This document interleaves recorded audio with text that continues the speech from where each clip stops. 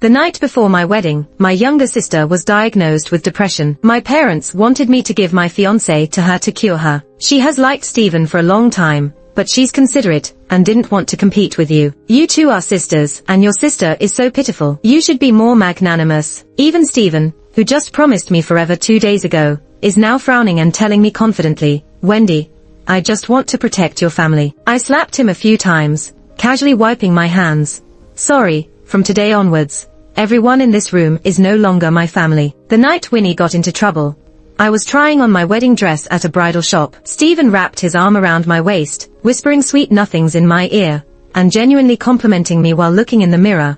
My Wendy is so beautiful. He added, you're just too skinny. He lightly kissed my collarbone, casually mentioning, it'd be nice if you had a bit more weight like your sister. I froze. Since childhood, my sallow and thin appearance was always a disappointment to my parents. I had to eat the family's leftovers, but I did all the chores. Even on my birthday, the drumstick on my birthday noodles would go to Winnie first. I had once confided these old stories to Stephen, and he felt so bad for me then, but he seemed to have forgotten all about it now. While we stood there in awkward silence, my mom called. Winnie had an accident. Come quickly. Clutching my phone, I hadn't processed it yet, but Stephen had already let go of me and was rushing out the door with his coat. He had a look of worry and anxiety I had never seen before. Watching Stephen hurry away, I clenched my fists until my nails dug into my skin, sharp pain threatening to break my resolve. A life is at stake. I tried to soothe myself. At the police station, Winnie was crying so hard she was almost fainting. I shouldn't have gone to the park alone to clear my mind. I was just feeling down. I didn't expect to run into bad people. She choked out these pitiful sentences between sobs, tears clinging to her eyelashes, making anyone who saw her feel sorry. But I couldn't help recalling how childishly she had pouted and sweetly begged me to join her for a picnic in the park just that afternoon. I have to go to the bridal shop today. I gently removed her hand, explaining kindly, but she insisted, eyes shimmering with tears, but I'm feeling down. You have to come with me. Just go with her. The wedding dress can wait, my mom said imperiously as usual. I closed my eyes, memories flashing in my mind like a movie reel. Your sister has a better appetite than you. Since you don't like eating, we didn't make you a portion. Don't blame mom, okay? The training class only has one spot left, and your sister is smarter. You can go next time. It's no rush. Business was bad this month, and your sister is more considerate. The pocket money will go to her first. Try harder next time, okay? Finally summoning the courage, I shook Winnie's hand off harshly. The dress fitting today was booked a month in advance. I can't wait for next time. I never expected that one shake would lead to this mess. My thoughts were interrupted as my mom came up to me, forcing a strained smile. Wendy, your dad and I need to talk to you about something. I looked up surprised. Their beloved daughter had just been through a trauma,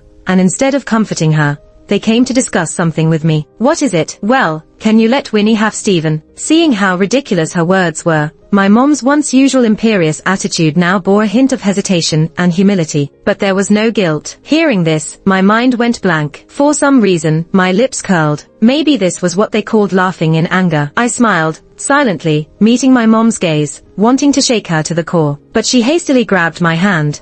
She's liked Stephen for a long time, but she's considerate and didn't compete with you. You're sisters, and your sister is so pitiful. You should be more generous. Didn't I tell you not to ruin my life? I spoke calmly, my eyes full of sarcasm. I had long known Winnie liked Stephen. She stopped me from going to the bridal shop. She pouted and acted jealous before Stephen. She conveniently appeared when Stephen and I were on dates. How could I not know her thoughts? After Stephen proposed to me, I threw my paycheck, which was hundreds of times more than Winnie's, at my parents. I'll forgive your harshness toward me and favoritism toward Winnie. I don't need your dowry. My paycheck can let you experience a wealthy life, as long as you don't interfere with my marriage and future. I thought that would make them give up, but my family remained shameless and without moral boundaries. I should have known better. Looking over, Winnie was collapsing in Stephen's arms. Stephen's hand brushed through her hair, tender and heartbroken. What a touching scene. Too bad the male lead was my fiancé, and the female lead was my sister. I walked up, speaking gently, pretending to have hopeful expectations. Stephen, you wouldn't fall for Winnie, right? Stephen snapped back to reality, quickly letting go of Winnie, but even in letting go, he was cautious and protective. I told him my parents' plan. He was shocked, gripping his fists, firmly promising me, Wendy, I'll only ever love you. I only see Winnie as my sister. Tears welled up in my eyes. He hugged me tightly, but even he didn't notice that half his attention was still on Winnie. I heard Winnie's soft, mournful sobs next to my ear. The police told us they couldn't identify any suspects for now. The surveillance in the park didn't capture the moment Winnie was assaulted. Plus, Winnie insisted she couldn't remember what the attacker looked like and refused to go for an injury exam. They're expanding the search area and checking the surveillance around the park. Listening to all this, I began to understand. I let go of Stephen and looked at my sister with concern. She partially lifted her hair, wiped her tears, and looked back at me with an undisguised, smug expression. 2 days later, Winnie came back with our parents, holding a diagnosis for severe depression. That afternoon, using the location service on my phone, I followed her to the presidential suite at a hotel and witnessed a naked scandal with my own eyes. Stephen hurriedly tried to pull up his pants as he attempted to come and hug me. I pushed him away without hesitation. Maybe it was the first time I went against him, and Stephen looked a bit irritated. He frowned and spoke self-righteously. Wendy, I was just trying to take care of your family. Winnie has severe depression. She said only I could ease her pain. She's your sister. You know I wouldn't refuse anything related to you, much less ignore someone suffering. I looked coldly, almost disoriented, at this man spouting nonsense. How did I ever fall for such an ordinary and overly confident guy? He actually thought that after doing something like this, he could demand my forgiveness. Stephen, does saving a young girl make you feel accomplished? Like you're a hero or something? I raised an eyebrow and gave him a thumbs up. Good job on saving people. But sorry, from now on,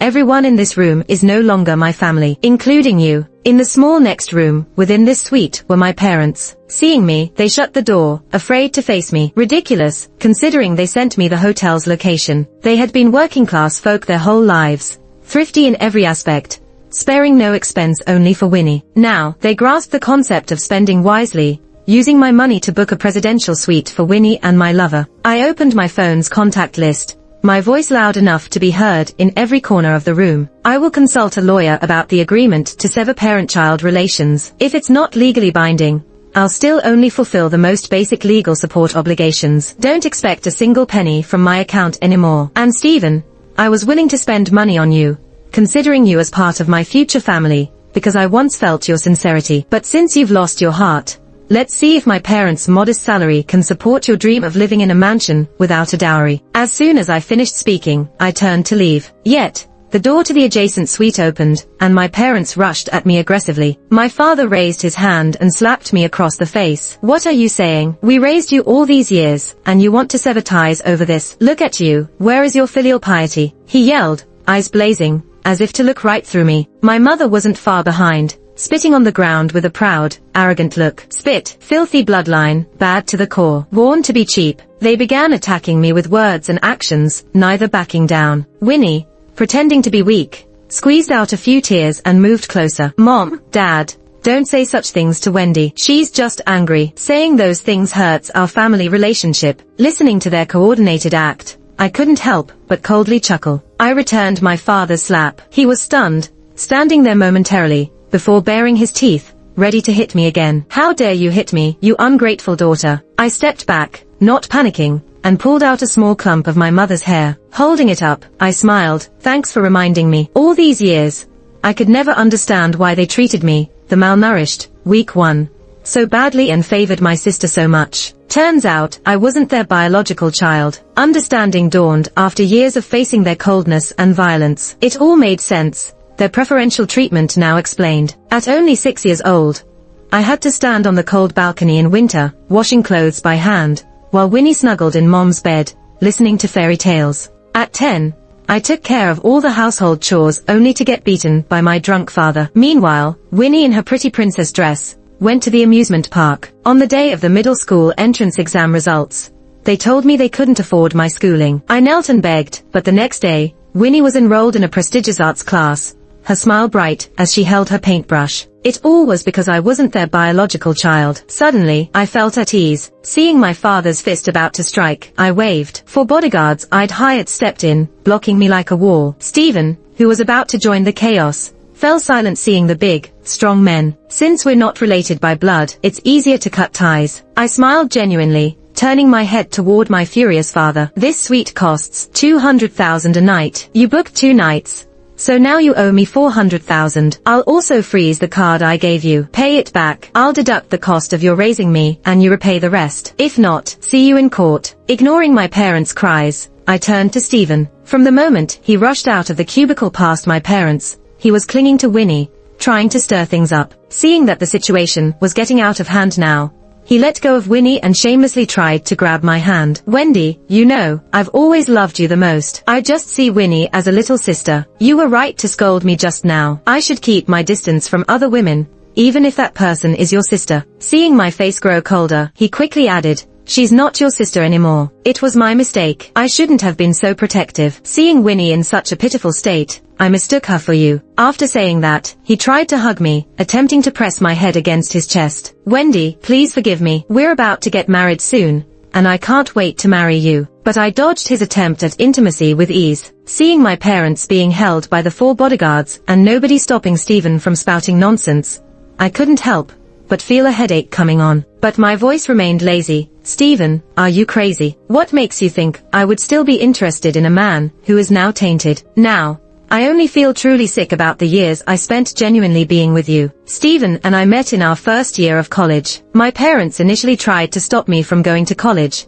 but I promised to send them 10,000 a month, and they relented. However, when I got to college, I realized how hard it was to earn money. Even if the owner of the school cafeteria bakery took pity on me, he could only offer a wage of 16 per hour, since student labor is cheap. So, I had to work day and night, grabbing bites of bread during work and cramming my studies in whenever I could. Still, fate dealt me a bad hand. During a 5-minute bathroom break from work, my campus card was stolen from the counter. To make things worse, when checking the surveillance footage, every student who passed the counter was facing away from the camera, each claiming they were just there to pay. The campus card only had $200 on it, but that was my food budget for the entire month. Just as I felt like my world was crumbling, and I was absent-mindedly working the register, Stephen appeared. He handed me a cup of milk tea and a packet of tissues. Hey there, it looked like you were crying just now, so I thought you might need this. Don't cry. A girl's tears are pearls. They shouldn't be wasted, he said gently, with a warm smile that touched my heart immediately. From then on, I started following Stephen. His family's financial situation wasn't great either,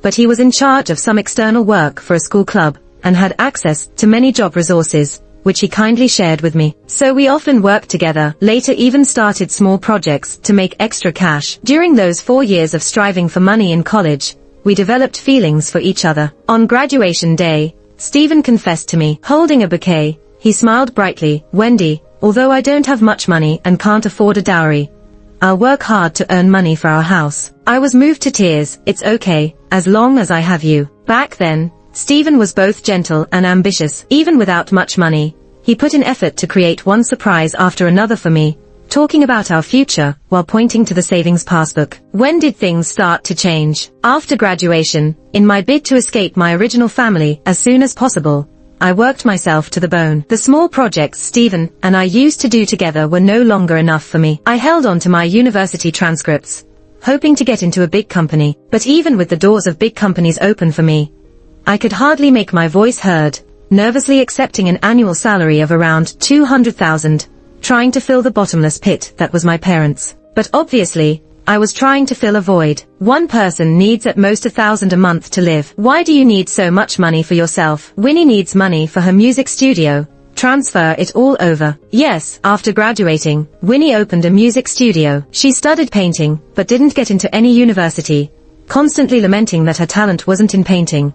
So she ended up in an average school. After graduating, she didn't want to work and decided to start a business, claiming she loved playing the piano and wanted to open a music studio. My salary couldn't even cover the cost of the pianos. Yet she would haughtily whine, Wendy, I knew you'd support my dream. Whenever she talked about her dreams with bright eyes, I couldn't help but wonder, where were my dreams? Stephen was also angry about this and advised me not to be so self-sacrificing. Seeing my heavy workload every day, I would look at my caring partner and feel that he was my only salvation. At that time, my dream was simple, to marry Stephen. A dream that lasted until I quit my job and joined a promising but undeveloped company. The company boss was a rich lady who decided to start a company just for fun, with assets worth hundreds of millions. But I was a workhorse, driven by the high commission the boss offered, beyond what I could imagine. After my first month's paycheck, both I and Stephen were stunned. A full 4 million, 20 times what we used to earn. For the first time, my always gentle and considerate partner spoke with a sharp tone. Wendy,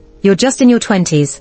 How can you be making so much money? Seeing my unfamiliar and incredulous gaze, he realized his tone was off and quickly corrected. I mean, you're amazing. You're better than 99% of female college graduates. My discontent slightly quelled. I calmly and coldly countered, Stephen, for the past month, I've worked over 12 hours a day. While you played games after work, I was racking my brain on the computer, making PPTs and writing proposals. By day, I would beg clients with a forced smile. I haven't had a good night's sleep, and I even suffered from insomnia at night because of your snoring. That's why a girl in her 20s can make this much money. If you're willing to sacrifice all your rest time and work tirelessly around the clock, you can do it too. Our company is still hiring, he said. He then fell silent, looking defeated. I knew he wouldn't give up his current job for me. He's too lazy. His laziness only became apparent after we moved in together. After work, he always complained and sighed about his job, then started playing games. He never washed dirty clothes, and if I didn't cook, he ordered takeout. He didn't even bother to clean up the containers afterward. I remembered how gentle he was to me in college and thought,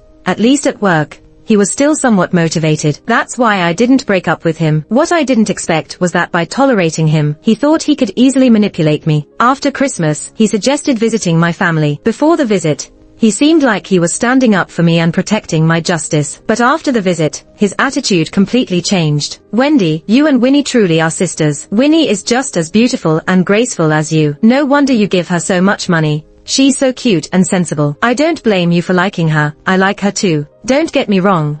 I just like her like a sister. Of course, my favorite person is you, Wendy. Upon reflection, it all seemed to make sense. And I, long tired of Stephen's slick talk and hypocrisy, watched the deeply emotional Stephen and the tearful Winnie. Surprisingly, I felt a sense of relief. I should thank them for openly getting together, freeing my life from so many toxic people all at once. As for the dream of marrying Stephen, screw that. Making money is more important. With money, you can do whatever you want. I had the bodyguards throw those annoying people out of the suite. Then I booked another room, lay down on the soft bed, and with my mind at ease, closed my eyes and had a good sleep. But the next day, I still had to take my laptop and go to the company, working diligently like any worker. While sitting in front of the computer, feeling motivated, an annoying sound suddenly reached my ears. I looked up and couldn't believe it. To my surprise, Stephen and that group had found their way here. My parents, who had bullied me for 20 years, slapped their thighs and sat down right at the company's entrance,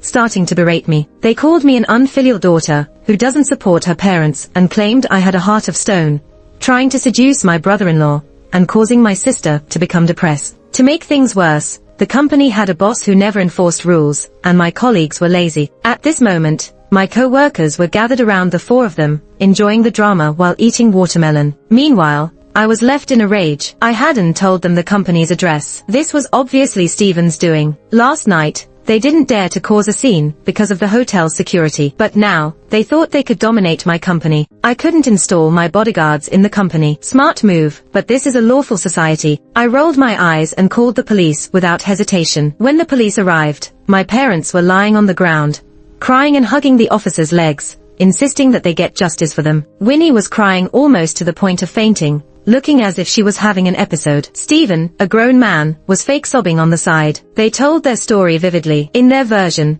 I was a traitor to my adoptive parents and a wolf trying to seduce my brother-in-law. Unfortunately for them, the police weren't interested in their story. They took everyone to the police station without a second thought. Of course, as the traitor, I was taken in too. In the station, we started confronting each other in front of the officers. Just as I was about to pull out the many pieces of evidence I had on my phone, someone burst into the scene. My boss Anne, with a face mask on, rushed over. "What's going on, Wendy? Who wronged my precious?" she said, pulling me into a hug, smothering me in her embrace. I was happy my boss loved me, but what was this gesture? I straightened up and reported my grievances to her. She immediately teared up, ripped off her mask, held my hand lovingly, and said, "Don't worry." She elegantly washed her face in the station's restroom, fixed her hair, and lazily eyed my parents. She laughed, her voice gentle but words sharp. "I can tell you're from a low-class family with no manners. No wonder you're not Wendy's biological parents." Then, with a flippant look and raised eyebrows, She glanced at Winnie. A weak, useless daughter suits your poor background. The officer coughed lightly, seemingly finding her words harsh. Anne, unperturbed, added, of course, I don't look down on the poor. I just despise those who are both poor and heartless. Why you? Winnie's father stammered, looking at Anne's massive jade earrings, and bit his tongue. For 20 years, they had been smug and abusive to me, but sycophantic to the rich. Their behavior couldn't have been more clear. Now, faced with my truly wealthy boss, they dared not speak out. To my surprise, Winnie pursed her lips and burst into tears. She stared at me with hatred, looking wronged, and spoke to Anne. Have you been deceived by Wendy? Winnie, undeterred, added, she's been lying since she was a child. I'm afraid she's tricking you. Hearing this, I couldn't help but feel. Are you introducing yourself? Anne laughed even harder. Being a good liar is great. She can help me trick a few more clients. That's a few more billions coming in. All right then, she said, looking down at the crowd. Did you all know Wendy's salary next month is going to be 1 billion? The boss sure knew how to piss people off. When the couple heard 1 billion, they immediately rolled their eyes and fainted. Stephen's eyes lit up when he heard it, but dimmed again when he saw me looking at him like he was trash. As for Winnie, she clenched her teeth and pulled out a knife from her pocket like she was going to slit her wrist. Wendy, I never thought you'd humiliate me like this. Was it you who set me up last time too when I got assaulted? With tears streaming down her face, she closed her eyes, ready to perform. But then she saw the angry look on the police officer's face. So, it was you. We spent a whole week looking for the criminal, but couldn't find a trace. Instead, we caught you joyfully taking your brother-in-law to a hotel, showing no signs of trauma from the incident. So, all this time, you were making false reports and talking nonsense. Hearing the officer's words, Winnie panicked and stopped her act, trying to explain in a fluster, it's not me. I didn't do it. Stephen's face turned pale, while I couldn't help but chuckle, patting the officer on the shoulder. Check their phones. You might find something interesting. What we found blew our minds. The couple was not only planning to use Winnie's supposed depression to get her in Stephen's bed, but also plotting with him to force me to give up my assets as Winnie's dowry for their marriage. Little did they know, their 20 years of oppression only made me more rebellious and hard to control. Not only did I refuse to hand over my salary, but I also demanded my previous wages back. I was ruthless, never compromising with Stephen nor forgiving him. The police went through the chat records in silence. These despicable people were so shameless it even shocked the police. After some discussion, the officers decided to detain the family for false reporting. As for Stephen, I would leave him to my lawyer to sue for spreading rumors and defaming me. It seems like the people who had wasted most of my life were finally going to face the law. When I got out, the boss put her arm around my shoulder with a smile. Wendy, how about I become your mom? Startled, I pushed her away, bewildered. Anne, still enthusiastic, said, that way, you can work for me for free. Think about it. That horrible woman has no right to be your mother anyway. I'll transfer you 20% of the company shares. Deal or no deal. And just like that, I inexplicably became the boss's daughter and a major shareholder in the company. My previous colleagues were all terrified and would bow and apologize tremblingly whenever I walked in. I waved them off, saying, you guys didn't do anything, why so anxious? Then I turned around and assigned them the toughest projects. Now that it was my turn to be the capitalist, I couldn't let my workers slack off, could I? When I got home, the boss, no, my new mom Anne, had already moved her luggage into a new house. Looking at the dreamy, castle-like mansion, I started to get scared. Mom, do you really just have $1 billion? She casually touched her manicured nails and winked at me. Add 7 zeros to that. A billionaire, I gasped. Then why would you care about me making a few billion? I finally understood why a small company employee like me could easily get meetings with billionaires. It turned out they weren't interested in the company's potential, but the money behind it. Watching Mom turn to go for a spa, I quickly stopped her. Why did you take me as your goddaughter? I'm just an ordinary employee. Granted, my life's been rough, but why would you care so much? Or, I mustered up the courage to ask, you're my real mom. She rolled her eyes, nonsense. I don't marry and I'm child-free. You wish. Then she waved her hand and a butler sprinted over, handing me a report. Let me tell you your background. Your mom was a wealthy family's heiress, and your dad married into her family. Winnie's parents worked as a maid and driver there. Since your mom had no business skills, she handed over the family company to your dad after your grandparents passed away. But he failed miserably too. The family went bankrupt, and your parents committed suicide. Before dying, your mom gave birth to you. She left a huge inheritance for you, asking her lawyer to keep it until you turned 30. So Winnie's parents raised you. My eyes widened like saucers. Wait, my parents weren't total idiots, right? Why not leave me with friends but with the maid and driver. And why did they have to commit suicide? Because of bankruptcy. How did they leave a huge inheritance if they were broke? Wouldn't that save the family business? Mom beamed at me. You are smart. What I just told you is the story on the surface. The truth is, the son-in-law colluded with the maid and driver to kill the wife for the inheritance, but she fought back. They tampered with the car, tricking her to drive it, but she crashed it straight into your dad, killing him. Your mom knew their plot all along, but was desperate, because the family business was ruined. After killing your dad, she turned herself in and entrusted a friend to take care of you. But before her friend arrived, Winnie's parents took you and fled. They were on the run for over 20 years. And after searching for all those years, your mom's friend finally found you. She started a small company, hoping to cross paths with you someday. She asked you if you wanted to join our company, offering 30% project bonuses. After that, she sighed heavily, tears streaming down her face. I cried too, but then managed to smile through my tears. You're something else. Why did it take you so long to find me? But I still don't get it. Why did they keep me alive this long yet make my life miserable? Mom just sighed softly. After you disappeared, I spent money to broadcast a missing person ad during primetime on national TV. You were too young, no photos left behind. I could only threaten them through the ad,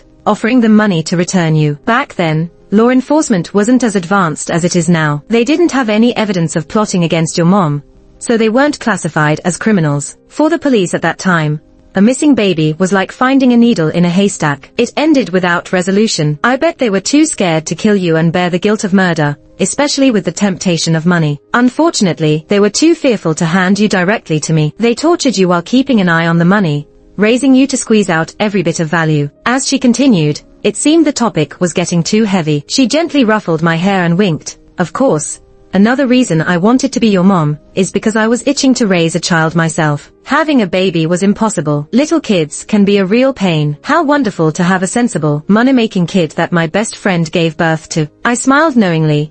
Having a mom with billions of assets, who's also my boss, is pretty awesome too. Life after that was relatively peaceful compared to the earlier drama. With money, everything was easier to solve, especially since my mom wasn't just wealthy. She hired the best lawyers, who worked even harder than I did. When in court, they were spitting fire, as if they wanted to devour the opposing lawyers. The defendants, Stephen and Winnie's family, quickly lost. Each went to their respective prisons. When the verdict was announced, Winnie weakly raised her arm, threatening the judge that she was mentally ill and would commit suicide if she lost. So, I pretended to be reasonable and took her to the courthouse bathroom. I slapped her 20 times. That's right, with lots of money, I joined a boxing class. A month later, I was quite skillful. When we came out, she madly accused me. I washed my hands and said, "She's crazy," slapping herself and blaming it on me. It's a false accusation. Winnie was sent to a mental hospital. Later, Stephen got out earlier and tried to harass me again. Suddenly, a wealthy and handsome guy showed up and punched him away. Is this the legendary rich gentleman? Playing along, I dated him. When he held flowers and proposed, I rolled my eyes and broke up with him. What a joke. He swore to solve my Stephen problem, but instead, he asked me to treat him to barbecue. He kept thanking me for letting him experience commoner life, saying he understood my past and felt even more for me. I spent a bit of money to investigate him. Turns out, he was Stephen's hand-picked trainee. He dated me for years, confident his tactics would make me fall in love again, giving him money. After all, I used to be a hopeless romantic, who didn't even mind him not giving dowry. I got 4 bodyguards to promptly toss the guy into Stephen's house. Watching Stephen put on an act, fighting passionately with him, I quietly called the cops. The police, yawning, came and took them both in. The next day, I kindly gave the police a banner of thanks. The officer smiled brightly, saluting me. I looked at the sky behind him. Clean clouds, golden and glorious.